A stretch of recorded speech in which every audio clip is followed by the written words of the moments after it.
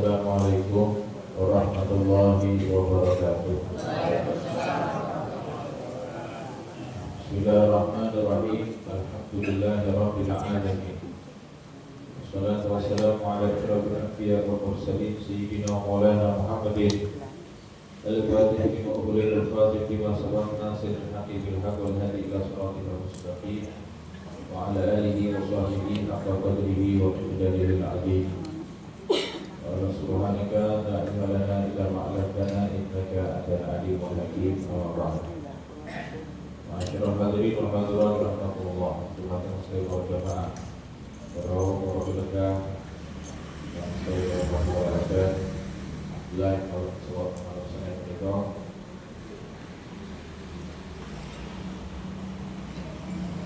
Alhamdulillah malam Senin menika terus biasanipun kita saran-saran diadakan majelis pengawasan ingkang mapan Masjid Al-Arif Basatan Kota menika bagi keadaan sehat walafiat. Untuk kirang setunggal punomo insyaallah sedaya rawuh panjenengan sedaya kita doli doa berkah saking Allah Subhanahu wa taala amin ya rabbal alamin. Jadi monggo saran-saran kita berniat untuk thalabul ilmi, untuk mencari keberkahan daripada ilmu yang kami Nabi Muhammad SAW di dalam mengkaji beberapa hadis-hadis pilihan atau hadis-hadis pilihan pengendikan daripada junjungan kita Nabi Muhammad SAW. Dan insyaallah samangke sebagai kita akan menyebutkan beberapa hadis nanti sebagai penutup karena ini insyaallah dulu terakhir di malam Senin sebelum masuk bulan Ramadan akan kita sebutkan persiapan untuk bulan Ramadan khususnya tentang bab siam. Mungkin pertemuan dari mereka bermanfaat kepada kita sedaya amin ya rabbal alamin. Moga kita mengkaji beberapa hadis-hadis dari Nabi SAW supaya bertambah keimanan kita kepada Allah, bertambah mahabbah kita kepada Rasulullah, dan bertambah ilmu tentang akhirat insyaallah. Bismillahirrahmanirrahim. Qala Rasulullah sallallahu alaihi wasallam, "Ma min ahadin yakunu ala syai'in min umuri hadhihi al-ummah fala ya'dilu bainahum illa kabbahu Allah ta'ala fin nari." Rawahu Ma'qil bin Sanad.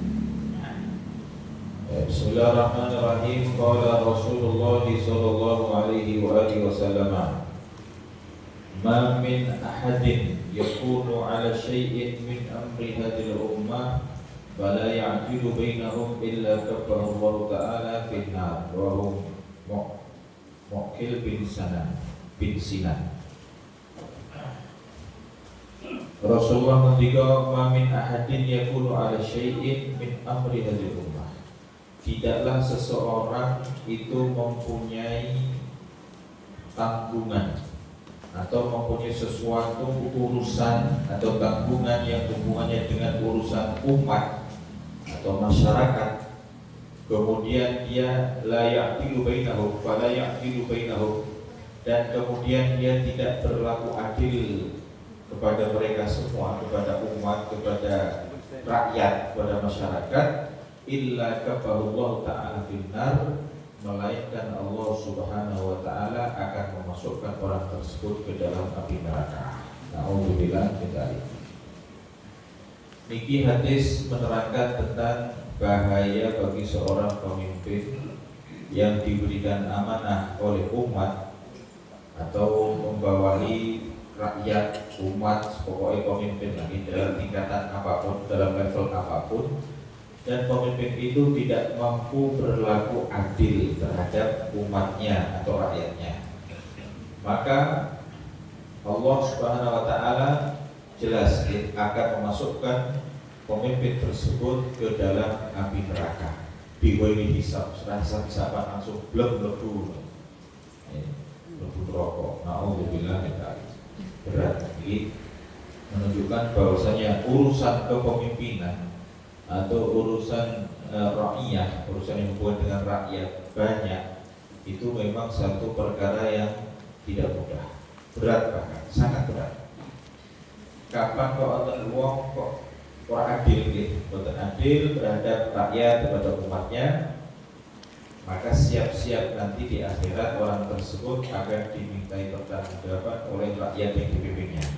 Rasulullah ketika dalam hadis yang lain, kullukum ra'in wa kullukum mas'ul an ra'iyatihi. Kamu semua, kata Rasulullah, adalah pemimpin, minimal pemimpin dalam rumah tangga kita.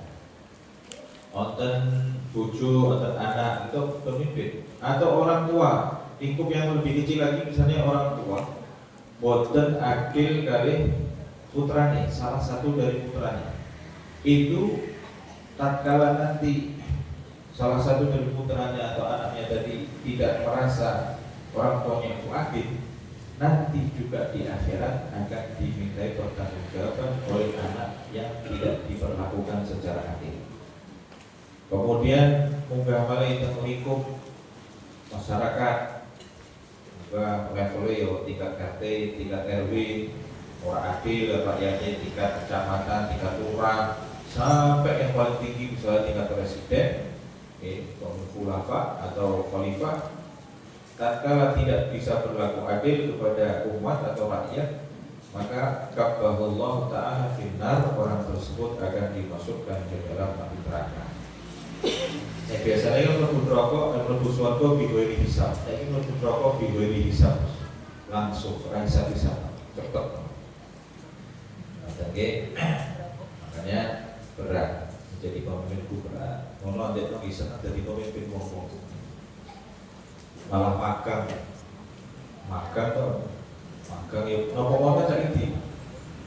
Magang pilih rakitan bar pilih ternyata ya gelo ini dadak pilih misalnya.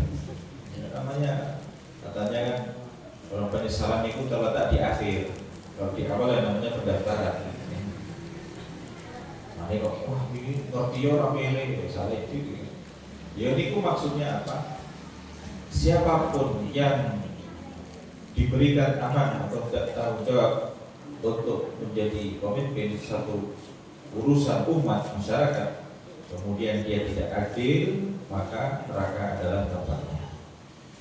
Moga-moga tentu akan pemimpin-pemimpin kita jadi pemimpin-pemimpin yang adil, pemimpin yang bijaksana, yang selalu memikirkan urusan rakyatnya, urusan umatnya, sehingga sedaya saged mendapatkan kesejahteraan dan mendapat julukan negara, daerah, tempat baldatun,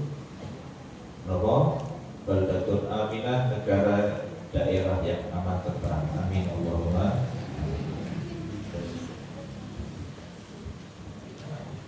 Qala Rasulullah sallallahu alaihi wasallam, "Ma min jur'atin ahabba ila Allah ta'ala min jur'ati ghaitin yaqdimuha 'abdun ma qadamaha 'abdun illa qala Allah ta'ala jawfahu imanan."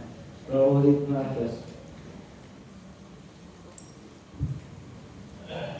Qala Rasulullah sallallahu alaihi wa alihi wasallam, "Ma min jur'atin ahabba ila Allah ta'ala min jur'ati ghaidin yakzimuha 'abdun ma kadhamaha 'abdun illa ma Allah ta'ala jawfahu imanan." Rawahu Ibnu Abbas.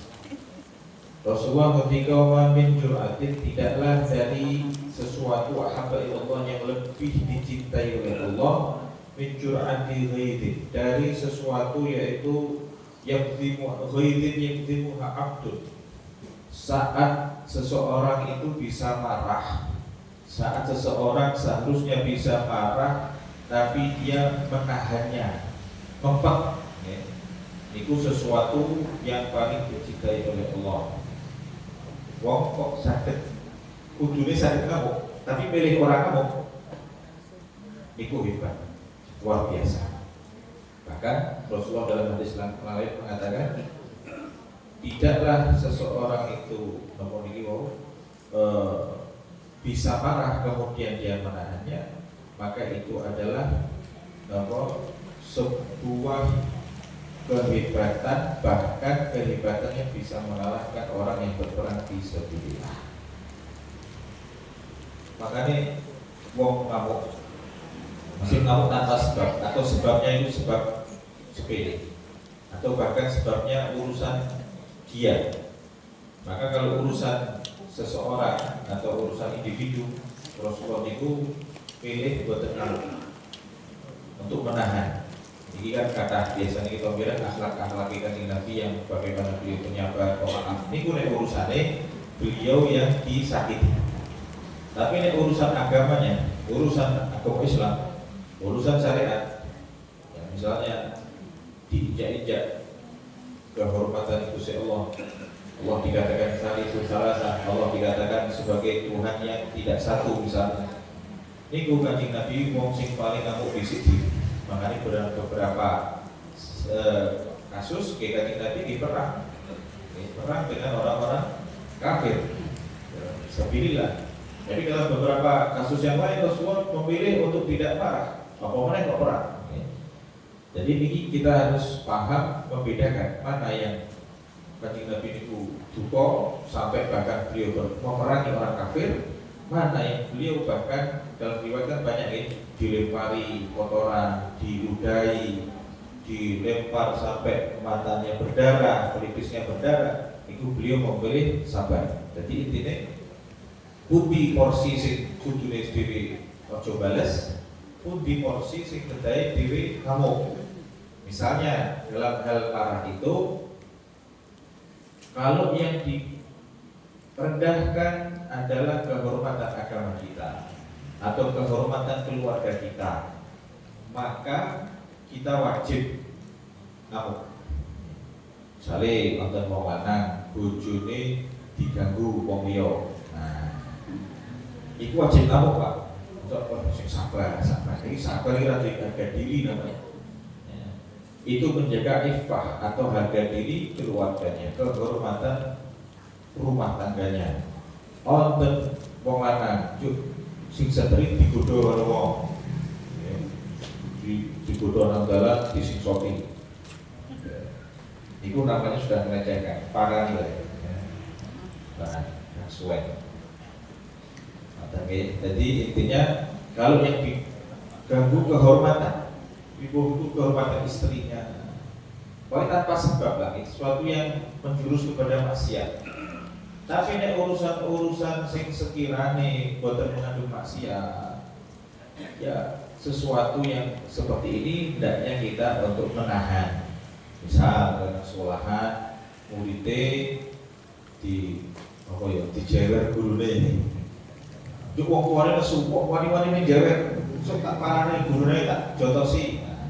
Nah itu boten tepat seperti itu. Karena kadang ya wong tua ngerti asal usulnya dan kena seluk-selukane, kadang sing nakal yen anake.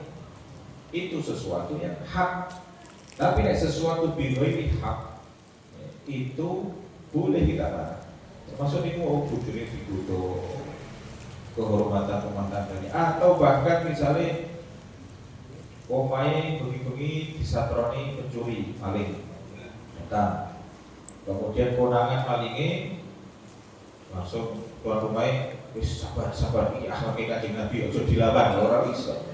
Bahkan di dalam bab fikih itu termasuk membela atau membela nyawa kita termasuk sebuah ibadah. Sampai maling itu kok berusaha untuk melukai kita, kemudian kita balas dengan melukai mereka, itu salah satu hal yang bahkan diwajibkan. Jadi kita dalam ngomongin situasi ini Pak, orang di KPG dilakoni Islam itu rahmatan lil alamin. Wonten maling bagus ben wae ono bojone digodho yo wis bene ora yo madhep-madhep dhewek. Mboten ora dimadheki ora madhep dhewek. Nah, makanya dalam Maulid tiba niku Kanjeng Nabi disifati dengan in udiya ya'fu wala yu'aqib wa in khusima yasmutu wala yujawib. Beliau Kanjeng Nabi jika diganggu kehormatan beliau sendiri individu, misalnya seperti dilempar batu, seperti beliau dilempar kotoran, beliau memilih untuk diam, tidak menjawab, milih sabar. Ini gue sing dihinakan beliau pribadi. Tapi kalau dalam yang lain, urusan yang lain, dan malah tiba itu di bab yang pasal yang lain disebutkan wa idza du'i'a haqqullah lam yakum ahadun li ghadabihi. Maka seandainya kok yang diganggu adalah haqqullah, kehormatan Gusti Allah, hak tauhid, maka tidak ada orang yang mampu untuk mencegah marahnya Nabi Muhammad SAW. Sallallahu alaihi wasallam. Nah, ini dari sirah kita harus memahami, oh kapan Kanjeng Nabi duka, kapan Kanjeng Nabi memilih untuk sabar. Jadi wong itu yo ngerti porsi. Ora yo mamuk tok, utawa kesabaran iki yo. Kudu ngerti wayah kapan kudu ngamuk, kapan kudu santri misalnya beler-beler ngelanggar aturan, wis sabar wae. Oh, kalau sakit, ya aturan harus ditegakkan. Misalnya santri nakal, yuk ditakzir, ditukani kali gurune, kali ustadze, kali kiai ini salah satu bentuk watawasau bil hak, watawasau bil hak, watawasau bis sabr. Ya, berhak baru watawasau bis sabr. Jadi otot hak, otot sabr. Kapan harus menegakkan satu yang hak, kapan kita harus bersabar. Orang harus sabar, terus santri ini beler ya, beler ini dalam arti melanggar syariat, melanggar atau sing aturan-aturan yang berat, aturan terpondok, dengan ngaji, jamaah, misalnya. Nah itu melanggar seperti itu namanya ditindak. Atau anak-anak sekolah, murid-murid, misalnya ini Pak Guru, Pak Haji Muhib, muridnya atau beler-beler misalnya, wah tak manfaat tak jungake muga kaya apa ditungake. Nanti kalau perlu ditindak ya ditindak, ditakzir, dihukum ya dihukum. Itu namanya sesuai proporsinya, wa tawasau bil haq wa tawasau bis sabr. Jadi kapan kita harus menegakkan suatu yang hak, kapan harus kita bersabar. Delok kondisinya Pak. Nggih. Nah, kembali Kanjeng Nabi menyebutkan tidak ada yang lebih dicintai Allah daripada seseorang yang tatkala dia harusnya bisa marah tapi dia menahannya. Maka dhammaha abdun illa pada Allah Ta'ala jawfahu imanan. Tidaklah seorang menahan dari marahnya melainkan Allah akan memenuhi di dalam hatinya keimanan. Okay. Makanya Rasulullah nanti ketika orang yang paling kuat adalah siapa? Yaitu orang bukan sahabat jawab, yaitu orang yang selalu menang tatkala bertarung ya Rasulullah. Bukan kata tujuh wong sing paling kuat kuwi wong sing iso mempet, bisa menahan tatkala dia harusnya bisa marah. Ujune iso ngamuk kok malah orang ngamuk iki hebat. Duduk wong kuat sing menang nek tinju, menang bulan, menang banting-bantingan, ini bukan. Jadi orang yang kuat, orang yang bisa menahan, harusnya dia bisa marah, tapi tidak memilih untuk marah. Tapi ini ampun dipahami konteksnya sebagai orang marah belas boten. Marah ada tempatnya, ada waktunya. Kapan menegakkan suatu yang hak itu harus marah. Tapi kalau yang diganggu atau dihinakan pribadi kita, baiknya sabar, tapi ini sabar. Terus misalnya dihina, yang saat ini istilah dibully, cah santri biasanya sekolahan, dibully, yo api ada sabar. Itu pada sobil, bisober. Urusan diri lah, dihina, dielek-elek, api rasa sabar, api sabar. Ada sing dinek bapak wong tuane. Apa balas kamu bapak? Balas tapi dengan cara yang baik. Bukan dengan malah membalas yang unek-unek bapak kaca. Tapi berarti ana bedane dhewe karo kuwi. Maka dalam hadis Rasulullah yang lain, jangan kamu menghina orang tuamu. Kurang kira laku akhirnya. Jangan kamu menghina orang tuamu. Kemudian sahabat bertanya, ya Rasulullah, napa wonten seorang anak kok menghina orang tuanya? Oh no, kata Rasulullah. Oh no. Berikut, yaitu tatkala seorang anak mencaci maki orang tuanya temannya, kemudian temannya akhirnya ikut mencaci maki orang tua kita. Itulah kita sebab yang menjadikan orang tua kita dicaci maki oleh orang lain. Maka itu disebut jangan la tasubbu walidaik, jangan kamu mencaci kedua orang tuamu. Wis aku yo bingung mosok ana anak kok mencaci orang tuanya. Mana ada Rasulullah? Ada. Yaitu tatkala kamu mencaci orang tuanya temanmu, kemudian tadi temanmu balas, akhirnya mencaci maki orang tuamu juga. Balas-balasan. Caca sekolah kan biasanya ngono. Nyek bapake bapak sebut jeneng itu, oh kira terima, elek-elek, tambah, oh rampung. Nggih, untuk ungsum dia, nek ku nek saiki nggih, aku malah luwih parah. Nah, ini termasuk bentuk tasubbu walidaik atau mencaci maki kedua orang tuanya. Bukan kita langsung mencaci orang tua kita, tapi mencaci maki orang tuanya teman kita. Yuk koncone dhewe ora terima ikut mencaci maki juga orang tua kita. Kita lah yang menjadi penyebab akhirnya orang tua kita dicaci maki orang lain. Jadi APE pas urusannya dibully kali wong liya, urusan pribadi ya sudah. APE sabar. Watawaso bisobr. APE sabar wae. Terus Qala Rasulullah sallallahu alaihi wasallam, "Ma min da'watin yad'u biha al-'abdu afdalu min Allahumma inni as'aluka al-'afata fid dunya wal akhirah." Rawahu Ibnu Majah an Abi Hurairah.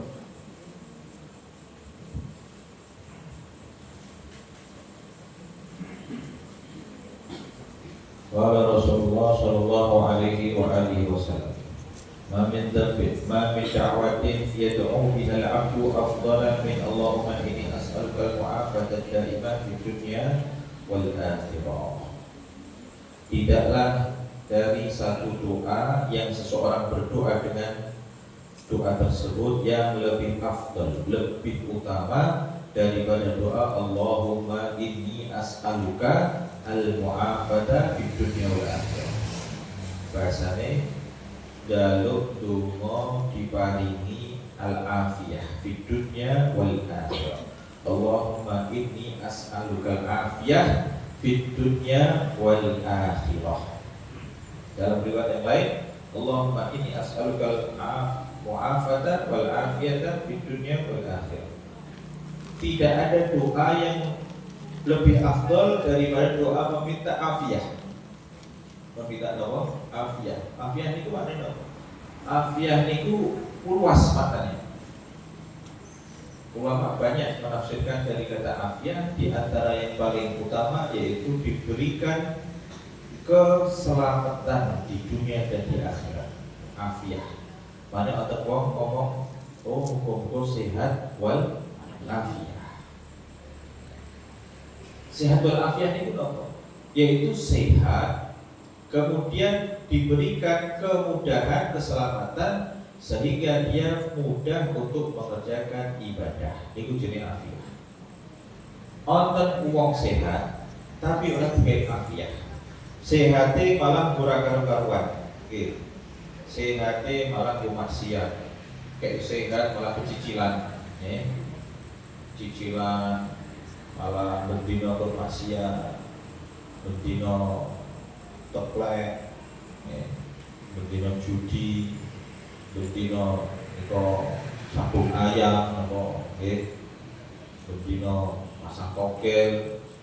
Niku sehatnya boten sehat sing afiah. Makanya penting tatkala doa ini kita jadikan sebagai senjata utama dalam doa kita. Allahumma inni as'aluka al-afiyah di dunya wal akhirah. Sampai ini diwaca pas donga, maksudnya jadikan sebagai doa kita. Karena afiyah ini sangat penting dalam urusan hidup kita, keselamatan kita. Afiyah bagian memaknai sebagai keselamatan. Selamat dunia, selamat akhirat bahasanya. Mana selamat dunia itu apa? Ya dengan mengerjakan amal soleh, ibadah, taat, akhiri sama kita akhirat diparingi keselamatan. Muka-muka kita termasuk ngomong sing paling afiah, sehingga selamat dunia, selamat akhirat. Amin ya rabbal alamin. Ini ampun ditilar, dimoni Allahumma inni as'alukal afiyah fid dunya wal akhirah. Jadi boten namung sehat afiyah. Tapi nek wong diparing sehat ditambah plus afiyah kalau Gusti Allah, akhirnya dia mudah untuk mengerjakan amal soleh. Kata jenengan sehat, akhirnya gampang sholat jamaah, bedalu, ngaji, sholat jamaah 5 waktu bisa. Itu namanya karena ada afiyah. Wong nek paling sehat kok orang kayak afiyah yo angel. Jangankan ngaji, majelis taklim, sholat ya angel. Padahal awake sehat. Awake sehat. Mungkin nek disurvei lagi. Tapi kalau disurvei ya sapa? Seumpama. Disurvei wong sing sholat kali wong sing ora sholat karena budi kira-kira wong Islam lho. Karena sing boten itu artinya Islam KTP lah dari penduduk Islam, orang penduduk Muslim di Indonesia kan katanya berapa ratus juta penduduk asli 270 juta. Sing Islam itu sepiro 2/3-nya lebih. Nek disurvei sing sholat hubungan dengan 1 juta orang wong. Nek disurvei, tapi masalahnya sing survei sapa? Wis malaikat sing survei. Tapi yang jelas itu semua kita atau jenengan sedaya saged nglampahi amal sae kados dalu niki misalnya siap kalau misalnya ngaji, setiap hari sholat jamaah pemalin niku adalah karena al-afiyah, pemberian dari Allah Subhanahu wa taala berupa afiyah. Ini sangat penting kita cuma dengan doa ini Pak dimasukkan dalam doa kita. Allahumma inni as'alukal afiyah fid dunya wal akhirah. Donga sing kados ngoten iki ora perlu donga njaluk rezeki sing lancar, rezeki sing duwite sing akeh. Donga njaluk sing duwe bojo njaluk bojo sing ayu, bojo sing ganteng.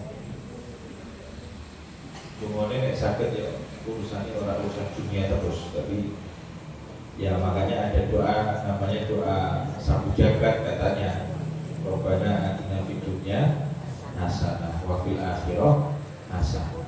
Ini jaluk nang dunya hasanah, kebaikan, wa fil akhirah hasanah wa qina adzabannar. Itu doa sabu jagat.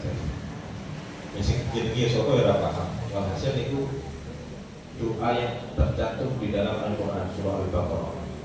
Jadi doa yang luar biasa, mencakup semuanya. Disebut sabu jagat karena terus meliputi semuanya. Fid dunya hasanah wa fil akhirah hasanah. Ya padha niki lho, Allahumma inni as'alukal afiyah fid dunya wal akhirah. Diberikan keselamatan di dunia dan akhirat. Jadi ini juga termasuk sabu jagat. Sabu jagat. Jadi minta kebaikan di dunia maupun di akhirat. Ya, ini donga niki aku dilalekno kali Robbana atina niku sing sabu jagat itu. Pokoke donga perkara mati ora mati ora usah dipikir. Jangan dipikir aku nanti donga kira-kira mustajab apa ndak ya, enggak usah. Donga niku urusan perintah Gusti Allah, ud'uni astajib lakum. Pendonga ud'un itu perintah. Nek perintah Gusti Allah berarti wajib apa sunah?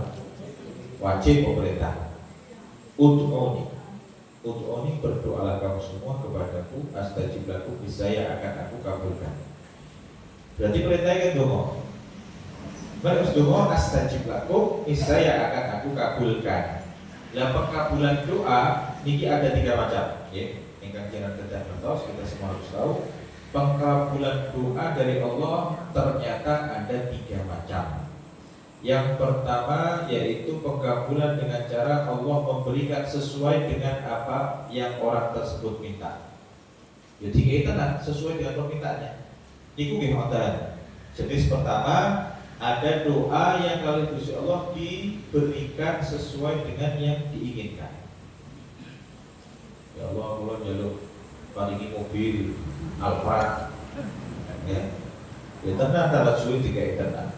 Apa saya njaluk apa saged tumbas tanah, saged tumbas omah, dikasih. Ya sesuai dengan doanya. Ada, itu nomor satu. Terus nomor dua, ada bentuk doa yang bentuk ijabahnya itu diganti dengan apa?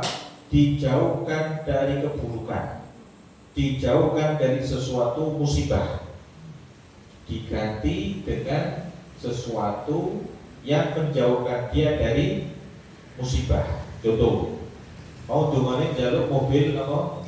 Alphard, Al-Fatihah, Al-Fatihah mau. Kali Gusti Allah tadi sebatani, maksudnya bukan tidak sebatani, tidak dikasih sesuai keinginannya. Orang dikei Alphard, tapi dikei sing sedungo nopo ijabai dengan tidak diberi, akhirnya dia diselamatkan oleh Allah Subhanahu wa taala. Nek seumpama wong niku ndongane dikei Al-Fatihah, nggih, kali Gusti Allah engko ditakdir siapa tahu orang itu kecelakaan jalan malah mati. Cik seneng-senenge wae. Wong kawulan mobil anyar, mek mobil mewah.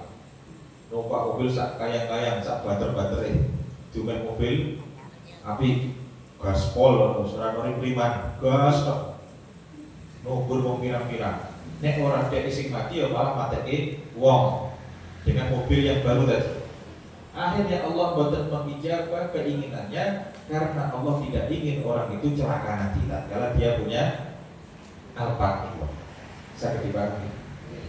Iku yang katanya Imam Ibnu Athaillah As-Sakandari dalam kitab Al-Hikamnya, yaitu tidak diijabahnya doa kita sebenarnya adalah ijabah dari Allah Subhanahu wa taala. Oke, maksudnya belum dikasihnya atau tidak dikasihnya Toyota Alphard niku wau sebenarnya adalah bentuk ijabah dari Allah dengan cara diganti dengan bentuk yang lain, yaitu bentuk apa? Keselamatan dari musibah. Mungkin yang di Alphard malah ciloko, kecelakaan, iso malah mati, nek ora ya malah mateni wong liya. Jadi sebab matine wong liya ora karu-karuan. Utawa nek ora ngono duwe Alphard sing ben sergep ngaji, sergep jamaah, gara-gara sugih duwe Alphard malah wis lali kabeh. Jamaah ora tau kok meneh kok ngaji. Dina Minggu ngene iki, nggih, biasane maghrib nyang Al-Arif ngaji duwe Alphard wis malah jalan-jalan, Pak. Nggih napa nggih? Jalan-jalan ke mall, ke Jogja, apa tak Budi, berminggu terus duitis ratek-tek misalnya. Nah ini cara Gusti Allah akhirnya menyelamatkan. Oh, orang pikir ini aku Al-Fatihah, ternyata main aku tetap istiqomah, main tetap taat kepada Gusti Allah.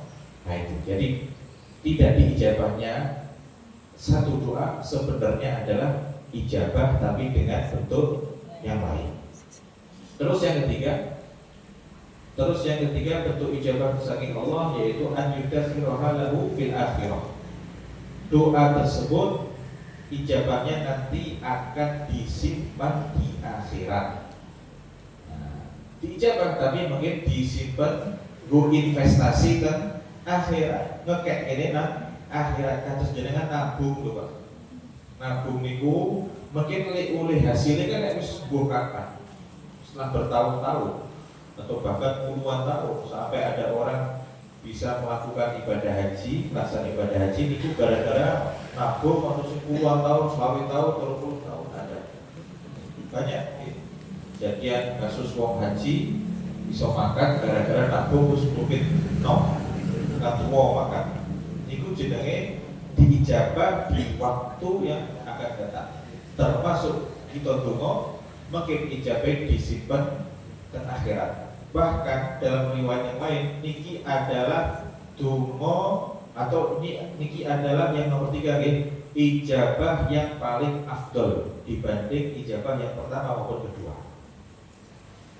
Dalam riwayat hadis yang lain, tatkala nanti seorang di akhirat kemudian kali Gusti Allah ditekake ijabah tatkala dia dulu pernah berdoa di dunia. Ketika Allah Ta'ala, ya fulan Dulu kamu pernah berdoa di dunia dengan doa yang seperti ini, sekarang aku berikan di akhirat dengan bentuk yang lebih baik. Akhirnya jalur alfat benang dunia ora dikeri. Kali Gusti Allah kei swarga sing kabeh bebas. Cara prasmanan, nek mangan di prasmanan. Nek alfat kuwi piringan. Gitu. Lalu jenengan pengawasan apa acara kondangan mangan kok napa menune piringan. Ya opor, apa soto, apa bakso, apa mie ayam. Mangane ya kuwi. Karena sing disuguhke napa niku gelem ra gelem kudu dipangan. Tapi nalikane jenengan kok kondangan atau acara pengawasan atau apapun, yuk suguhannya ora piringan tapi prasmanan. Ya jenengan pernah milih apapun mau bebas, gratis bisa. Nah, kok warak, kok derdek balik warak. Nah, itu kondangan atau pengajian atau apapun. Dan nanti kan surga ibaratnya kita kan prasmanan Pak. Bebas. Nek benang dunia pun jalur alfa, ternyata di surga diberikan semuanya. Maka dalam riwayat hadis yang lain, maka orang tersebut yang berdoa tadi menyesal. Ya Allah, nek ngertos kados ngoten kok kula rasa dijabah nang dunia mau sedaya dungane kula sedaya teng dunia men dijabah teng akhirat semuanya. Kula tak pilih rasa dijabah di dunia kalau tahu seperti ini. Nah, itu ada seperti itu. Jadi bentuk pengabulan Allah ada tiga.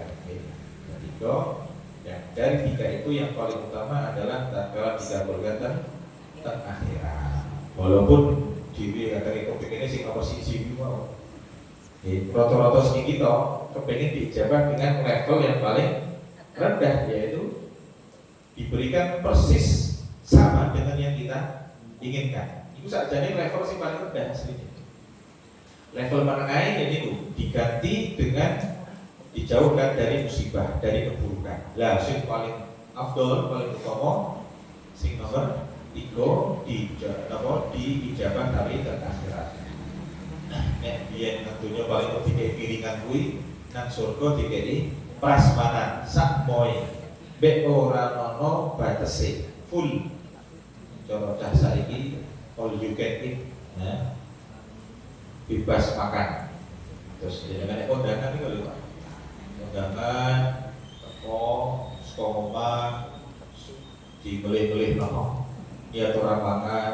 Wah, kondangan mangane enak-enak. Mek prasmanan iki kok sugih tenan iki. Sing gawe acara mesti mangane tok-tok. Tekan kono makan antri. Wah, giliran antri bas gede teh. Kapokmu salah saling dewek. Iku mangane kula patek ora patek seneng kondangan iku ngandalke mangan nang kondangan. Iki apa kecewa. Siji kemungkinan kita ora kumanan. Nomor 2 kumanan tapi yo sithik. Nomor 3 yo kumanan tapi mangan ora nyaman. Mergo ora ono kursi kan. Gitu kok iki.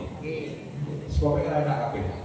Enak-enake mangan lawuh teng kondangan niku tetep ora enak nek cara kula. Masih orang nyaman, tidak nyaman. Senajan enak, minimal orang nyaman. Wah jenengan enak, misalnya biasanya VIP, VIP malah tambah nyaman boleh. Arep panganake ya galu. Gini apa gini? Kan priayi kan. VIP kan mau priayi kan. Wah ini jenengan ngelih apa kan? Ya kan waktu meneh nek VIP kok makannya malah makes. Pokoknya kan keluar apa pakai kondangan itu berapa? Masih untuk mangan itu Pak. Ini sering-seringnya kalau naik kondangan, ya makan saat beri kondangan ya makan ini ya sendiri. Kono ya makan ya berapa? Cuma kan Google kakek waktu orang yuk kesempatan, wah mumpung. Si mantu pokoknya mau sopir, mesti panganannya top. Kalau mesti orang ini kuncinya. Orang kok sekali dia berekspektasi.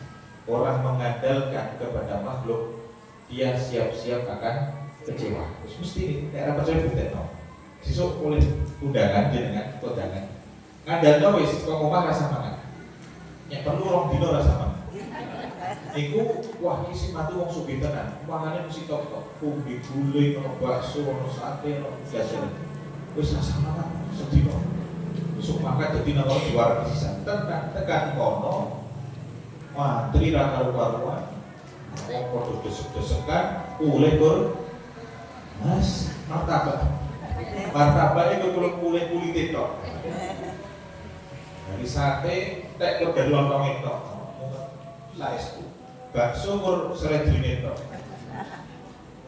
Pon ini pun ngomongin tomat. Maka ini sampai disebutkan tomat kira api. Kenapa? Karena dia berharap. Lah, dalam ilmu tasawuf berharap itu namanya tomat. Jenengan atau kita kondangan yuk ngarep-ngarep mangan itu jenenge tomak. Ya siap-siap kecewa. Orang tomak itu mesti siap-siap kecewa. Mane kula sering nek acara kondangan pengaosan. Senajan pengajian. Kula niku biasa nek ngajak rencang ngoten. Rencang nyupiri napa rencangi pengaosan. Kula sadari tekan lokasi teng luar kota misalnya. Kula arung. Tak jadi marung kadang. Karena jumpa kosan mungkin kan dahar makan. Saiki warung, yang penting dewi makan. Kono makan dalam rangka melegake tuan rumah, bukan dalam rangka kita dibeli sisa. Isi ada pengajian, wah masukin, mesti makannya nggak enak. Tomat. Kalau ada perasaan seperti itu pasti tomat. Engko nek ramangan yang akeh, nek ora yo kecewa.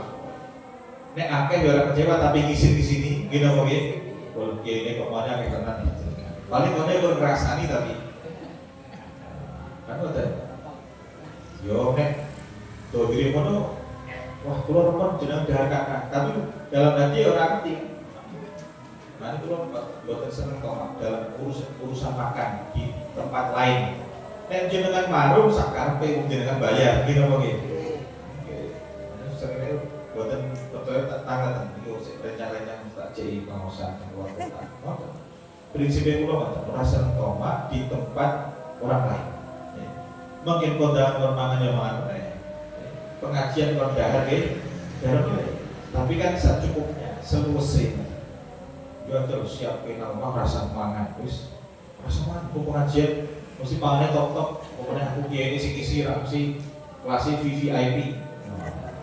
Orang itu konsep tetap ada perjalanan jauh luar kota, tetap pulau marung mana, guna warung itu sahus. Maka pakai ini, men, boten tomat, ini penting. Orang tomat itu siap-siap kecewa, apapun. Nek orang isin-isin karena makannya akeh, nek orang kecewa. Bahasa mangan, kayak lalu enak. Sebulannya segoni meliputi bener berhasil meletis. Padahal harus melih tengah misalnya. Wah, meletis, lawe, ayam goreng, asinan, mau nyuwun. Cukup sate nih, sebulannya awak tera karuan. Wah, mumet lah. Ini gara-gara tomat. Mane sak cukupe, ini prinsip. Jadi cari jalan kondangan, dengan acara tempat orang lain, ya tidak usah tomat. Sampai diniati mulai tengah aja mungkin makan terus betul usah. Bayang makan gimana? Misalnya isuk sarapan, biasanya jalan sarapan jam 7 jam 8 sarapan di sarapan. Nah, mungkin kondangan urusan mana? Itu urusan. Ada pakai bukan orang tomat. Insyaallah itulah yang bisa kita sampaikan. Dan terakhir sebelum kita tutup, pengawasan hubungan dengan tomat niku wau salah satunya adalah dengan Allah Subhanahu wa taala memberikan kita kewajiban puasa Ramadan. Jadi arep jenenge tomat. Lah dengan dikasih puasa Ramadan, Allah Subhanahu wa taala menginginkan supaya wong niku boten tamak dalam urusan duniawi. Kudune iso makan, tapi seseorang dia menahan untuk tidak makan dan minum, tidak berhubungan suami istri sampai terbenam matahari, sampai maghrib. Itu jenenge nglatih men wong boten tamak. Padahal nek cara makan saged napa boten asline hakikate. Saged, tapi dosa kan dosa. Tapi nek sagede saged. Tapi orang yang berpuasa akhirnya dilatih untuk tidak makan dan minum sampai maghrib. Iku rak jenenge pelatih sabar pelatih juga men boten ngomong. Harapannya apa? Maju dalam ayat ya ayyuhalladzina amanu kutiba alaikumusiyam kama kutiba alal ladzina min qablikum. Tujuannya apa terakhir? La'allakum tattaqun. Dan itu tujuan siam la'allakum tattaqun. Supaya kamu menjadi orang takwa. Dan takwa itu apa maknanya? Banyak ulama tafsir mengartikan takwa sebagai al-khauf atau takut mengerjakan dosa. Akhir tujuan puncaknya yaitu supaya orang menjauhi perbuatan dosa. Niku jenenge takwa. Di takwa sing paling pokok niku menjauhi dosa. Tidak hanya mengerjakan ibadah tapi menjauhi dosa. Bahkan dipun sebataken afdalul ibadah tarkul ma'asi. Sebaik-baik ibadah adalah meninggalkan maksiat. Sebagian ulama tasawuf ketika Imam Ghazali berpendapat sebaik-baik ibadah adalah meninggalkan maksiat. Duduk sebaik-baik ibadah puasa sunnah, sholat tahajud, maca Quran, maca sholat duduk. Menurut beliau sebaik-baik ibadah itu meninggalkan maksiat. Maka tatkala kita tidak maksiat ya sudah itu sebaik-baik ibadah. Tapi ya tetap lakoni sholat tuh Pak. Tapi orang sholat 5 waktu orang dilakoni ya ini jadi yo maksiat juga namanya. Maksudnya selain menjaga sholat 5 waktu, tapi kita menghindari maksimal mungkin untuk tidak maksiat. Nah itu namanya afdalul ibadah. Poso, atau siam Ramadan yang kan insyaallah pada kita lampaui sekitar beberapa hari lagi. Itu tujuannya supaya kita menjauhi yang namanya maksiat. La'allakum tattaqun. Maksiat sekumum dilakoni apa? Dengan lisan. Akeh wong maksiat kan apa? Lisan. Mulut kita. Dijogo akhirnya poso, poso. Wong poso kan mulai lapar. Orang tatkala lapar itu tidak ada keinginan yang macam-macam. Wong mulai itu lemes Pak. Yang pun lemes rasa-rasa arah maksiat. Tapi begitu orang keinginan maksiat ada. Itulah hebatnya orang lapar. Makanya dengan puasa orang itu minimal atau minimalis, orang gelem maksiat. Ini diminimalisir maksiatnya. Beda nek kalau hari biasa. Hari biasa itu kan mulai ke warga terus hawane. Makanya hawa maksiat itu selalu ada. Maka dengan Ramadan sama yang dengan kita tujuan utamanya apa? Bertakwa, yaitu meninggalkan maksiat, dilatih dengan cara apa? Minimal 14 jam dari waktu subuh sampai maghrib. Oke. Nah, ini melatih oratorma, melatih juga sabar. Sabar. Sing kudune biasa jam 8 sarapan, kita ada sarapan yang nunggu jam 6 maghrib. Biasanya jam 12 sarapan, kudu nunggu mangan awane maghrib. Itu semuanya melatih sabar. Oke, insyaallah ini fungsi atau faedah atau inti saking siap kita la'allakum tattaqun, supaya kita semua menjauhi dosa dan maksiat yang menjadikan kita nanti di adab neraka. Alhamdulillah, minta mugi-mugi saat nanti tatkala Ramadan dan diberikan kemudahan dari Allah Subhanahu wa taala dalam mengerjakan ibadah, dalam mengerjakan sholat, dalam mengerjakan terus Al-Qur'an, dalam mengerjakan semua amal soleh, dan akhirnya kita diterima semua ibadah kita di bulan Ramadan. Amin ya rabbal alamin. Cekap semata ingkang saged tuturaken menawi niki malam Senin insyaallah terakhir sebelum Ramadan. Insyaallah kita akan teruskan setelah nanti Syawal atau setelah Lebaran. Mungkin paling sehat, walafiat, dan panjang yuswa, ketaatan, bisa istiqomah dari akan pengosan dan musik al-arif menikah. Yang mengampun dan sempurnakan. Alhamdulillah. Wassalamualaikum warahmatullahi wabarakatuh. Alhamdulillah. Bismillahirrahmanirrahim.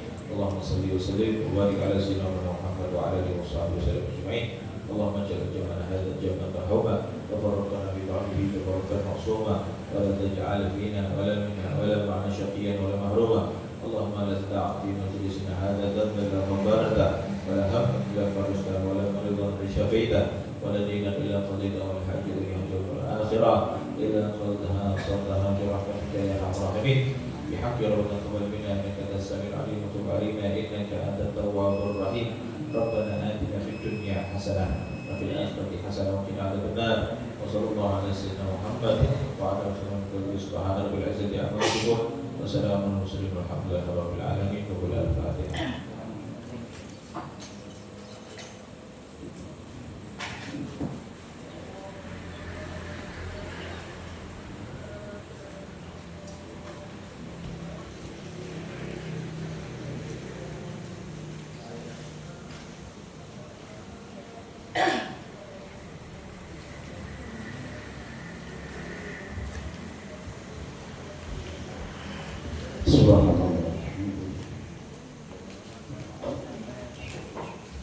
الله أكبر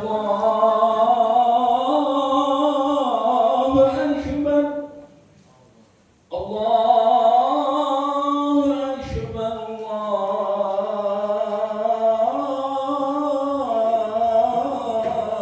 الله أكبر أشهد أن لا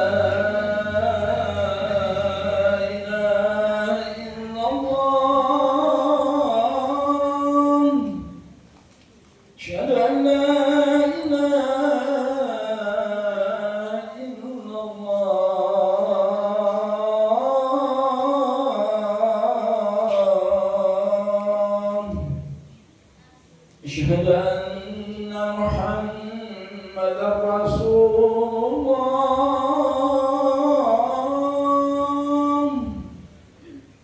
أشهد أن محمدا رسول الله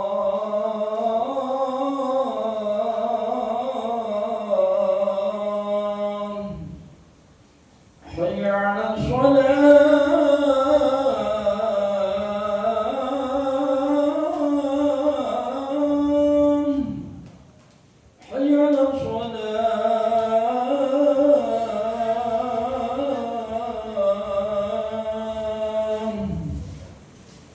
حي على الفلاح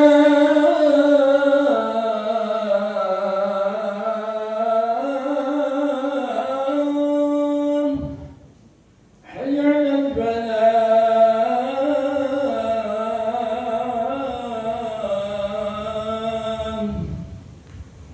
الله أكبر الله أكبر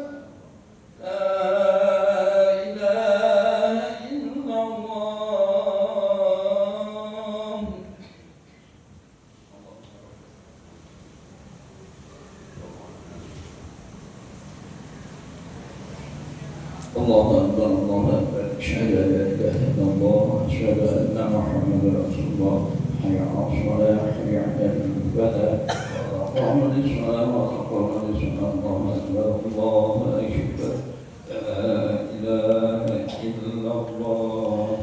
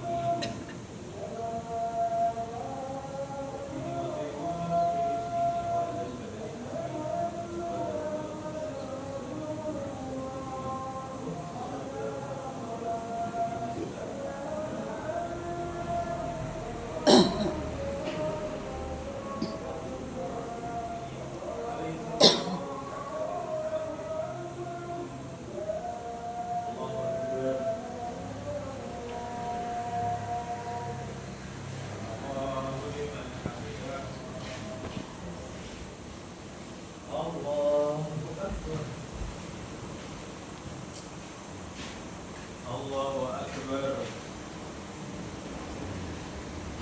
Allahu Akbar.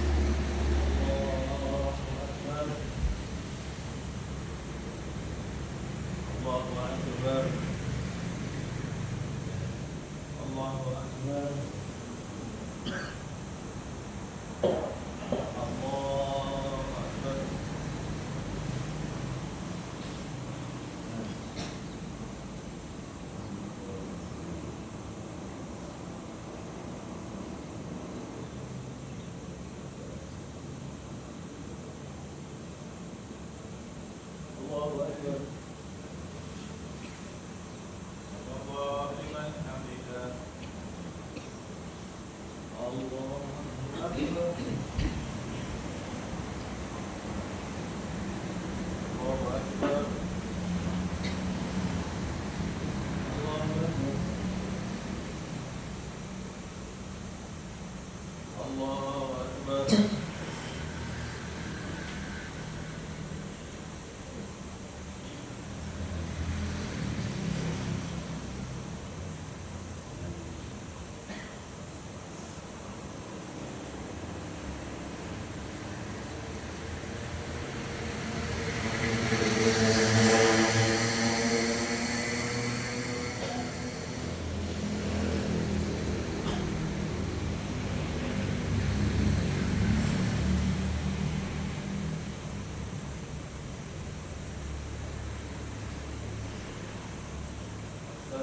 Assalamualaikum warahmatullahi. Assalamualaikum warahmatullahi.